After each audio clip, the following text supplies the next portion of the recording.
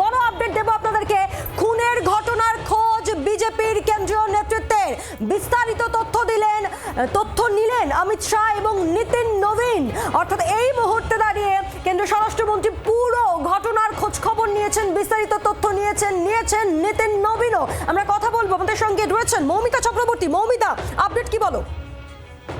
দেখো, কেন্দ্রীয় স্বরাষ্ট্রমন্ত্রী অমিত শাহ এবং বিজেপির সর্বভারতীয় সভাপতি নিতিন নবীন তারা দফায় দফায় ফোন তো করেছেনই এবং ডিটেল রিপোর্ট নিয়েছেন। কারণ আগামীকাল অমিত শাহ কেন্দ্রীয় স্বরাষ্ট্রমন্ত্রী তিনি তো আসছেনই, 9 তারিখ শপথ রয়েছে এবং তার আগে এই বড় ঘটনা কিভাবে ঘটলো, কারা ঘটালো এবং কোনোভাবেই প্রশাসনকে নির্দেশ দেওয়া হয়েছে জিরো টলারেন্স অ্যাকশন নিতে হবে, কোনো কিছুই মেনে নেওয়া হবে না।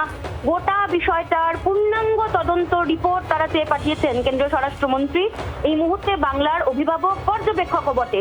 সমস্তটা ডিটেল রিপোর্ট, কিভাবে কে বা কারা রেকি করেছিলেন, কি হয়েছিল, সমস্ত পুঙ্খানুপুঙ্খ রিপোর্ট কেন্দ্রীয় স্বরাষ্ট্রমন্ত্রী অমিত শাহ তিনি নিয়েছেন। ধন্যবাদ মৌমিতা।